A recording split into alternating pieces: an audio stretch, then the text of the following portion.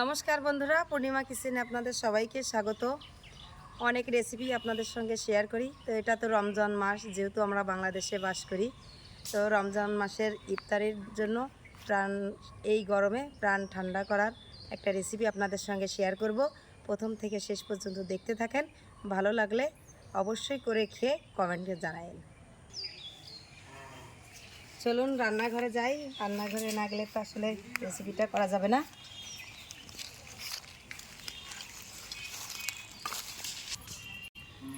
এই রেসিপিটা করার জন্য এখানে 1 বাটি গরুর দুধ নিয়েছি, কিছু পরিমাণে সাবু, এখানে চিনি নিয়েছি, ফলের মধ্যে নিয়েছি কলা, বেদানা, আপেল, আঙুর। আপনাদের ঘরে পছন্দ মতো যে ফলই থাকুক আপনাদের মতো করে দিয়ে করে খেতে পারবেন। এটাই ফল দিতে কোনো ইয়ে নাই যে এই ফলটা দেওয়া যাবে না।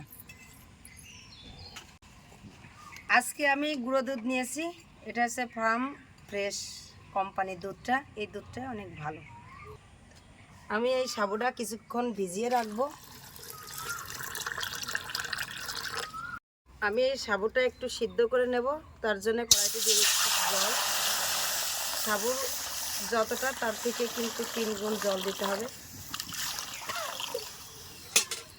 রান্না হতে হতে আমি ফলটা কেটে নেব। এইভাবে সব ফলগুলো আমি বানিয়ে নেব। এ দেখুন আমার জলটা ফুটে গেছে। এবার আমি ভিজিয়ে রাখা সাবুটা জলের মধ্যে দিয়ে দেব।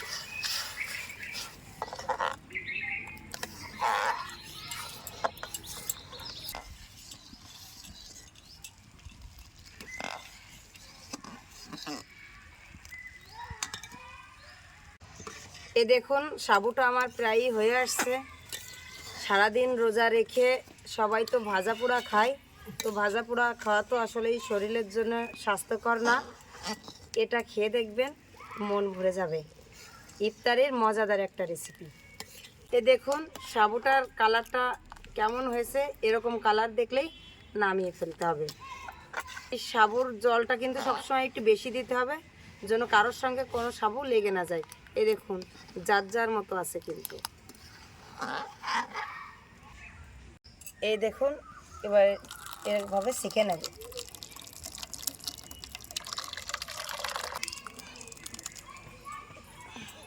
এ দেখুন সাবুটা আমি এইভাবে সেঁকে নিচ্ছি। একটু চামচ দিয়ে একটু নাড়া দিয়ে নেব, যাতে এই জলটা বেরিয়ে যায়। ছাঁকনিতেও সেঁকে নিতে পারেন, কিন্তু ছাঁকনি থেকে এটাই বেশি ভালো হবে। আমি গুঁড়ো দুধটা গুলে নেব, তার জন্য কড়াইতে দিয়ে দিচ্ছি একটু জল। আমি 100 গ্রাম মতো গুঁড়ো দুধ নিয়েছি, এটা দিয়ে দেব। এই গুঁড়ো দুধের মধ্যে আমি এবার চিনিটা দিয়ে দিচ্ছি।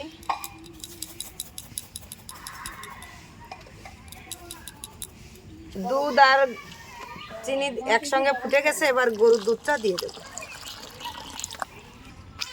এবার যে সাবুটা ফুটিয়ে রেখেছিলাম সে সাবুটা দিয়ে দেব।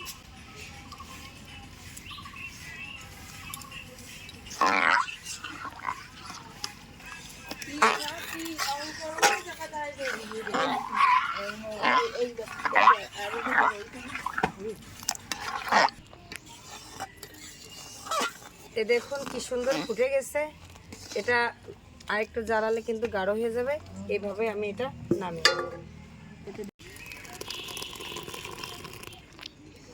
এটা আমার হয়ে গেছে। আমি ঠান্ডা করার জন্য কিছুক্ষণের জন্য ফ্রিজে রেখে দেব। যেহেতু প্রাণ জুড়ানো রেসিপি, সে তো ঠান্ডা তো হতেই হবে। এ দেখুন ফলগুলো আমি এইভাবে কেটে নিয়েছি। এই রেসিপির জন্য ফলগুলো কিন্তু এইভাবেই কাটতে হবে। আঙুর ফলগুলো এইভাবে চাকচাক করে কেটে নিয়েছি। এটা কলা, এটা বেদানা। আমি প্রথমে দিয়ে দিচ্ছি আপেল, তারপর দিয়ে দিচ্ছি আঙুর, এর ভিতরে দিয়ে দিচ্ছি কলা, বেদানা।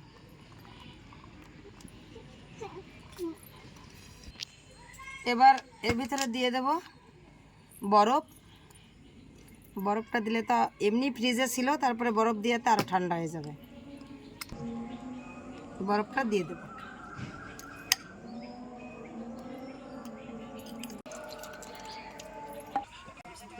এই দেখুন আমরা গ্লাসে সুন্দর করে সাজিয়ে নিয়েছি। এবার এরা খেয়ে দেখুক, আসলেই ইফতারের পার্টিতে কিন্তু একদম জমে যাবে এই রেসিপিটা। আমার রেসিপিটা টেস্ট করার জন্য দুই পাশে দুইজন চলে আসছে, দেখো খেয়ে কেমন হয়েছে।